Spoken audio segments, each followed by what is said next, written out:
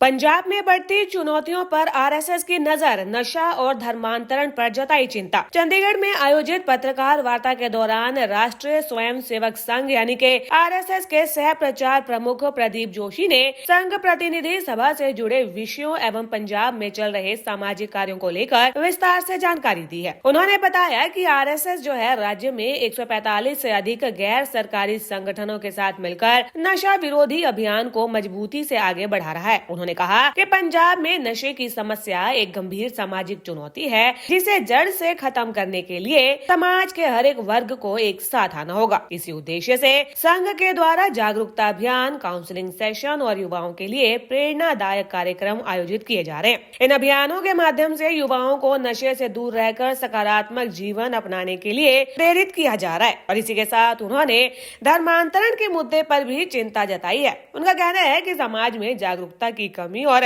आर्थिक व सामाजिक परिस्थितियों का लाभ उठाकर कुछ स्थानों पर धर्मांतरण की घटनाएं सामने आती है।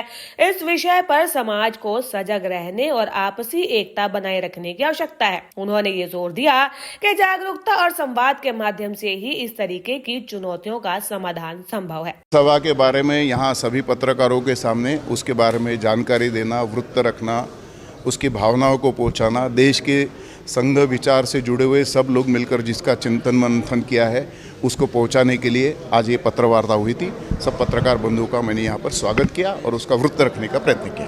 किस तरीके से संघ कार्य कर रहा है सर? पंजाब की अगर बात की जाए, पंजाब प्रांत का ये आज कार्यक्रम था, किस तरीके की चुनौतियाँ लगता है संघ के सामने पंजाब में? संघ के सामने कोई चुनौती नहीं है। संघ आराम से काम करता है, संघ अपने स्वभाव से काम करता है। संघ का काम वैसे ही लो प्रोफाइल का है ना, प्रसिद्धि से दूर है, लो प्रोपोगंडा का है। हम समाज के बीच में जाते हैं, देश भर में जैसा काम होता है वैसे ही संघ का काम यहाँ चल रहा है।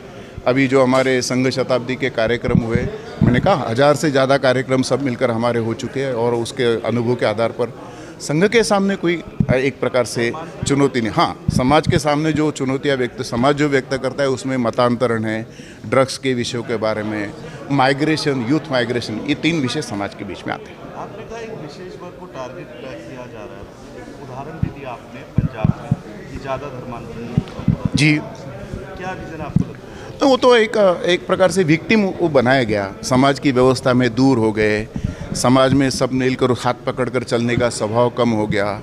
उनको शायद शिक्षा व्यवस्था वगैरह के बारे में अभी उनके पास सुविधाएं पहुंचना कम हो गई। अनेक विषयों के बारे में जो को एग्जिस्टिव बात होनी चाहिए, हैंड होल्डिंग होना चाहिए, मिलकर सम्मान होना चाहिए, मिलकर अपने स्वाभिमान के बारे में जागरूक, वो करने से अपने आप दूर हो जाए। उसके लिए काम करने का प्रयत्न करें। पश्चिम बंगाल में किस तरीके की चुनौती? वो तो पंजाब बंगाल को पूछ लीजिए आप एक बार। जोशी ने आगे ये भी बताया कि संघ जो है युवाओं को राष्ट्र निर्माण में भागीदार बनाने के लिए विभिन्न गतिविधियां चला रहा है। जिन युवाओं के पास रोजगार या फिर दिशा की कमी है, उन्हें कौशल विकास, स्वयं सेवा और सामाजिक कार्यों से जोड़ने का प्रयास किया जा रहा है। इससे न केवल उनकी ऊर्जा का सही उपयोग हो रहा है, बल्कि समाज में सकारात्मक बदलाव भी देखने को मिल रहा है। उन्होंने कहा कि संघ का मुख्य उद्देश्य समाज में जागरूकता फैलाना और लोगों को जोड़ना है, ताकि सामूहिक प्रयासों से पंजाब को नशा मुक्त और सशक्त बनाया जा सके। कार्यक्रम के अंत में उपस्थित पत्रकारों ने भी इन पहलों की सराहना की और इसे समाज के लिए एक महत्वपूर्ण कदम बताया है। न्यूज़म के लिए चंडीगढ़ से ब्यूरो रिपोर्ट।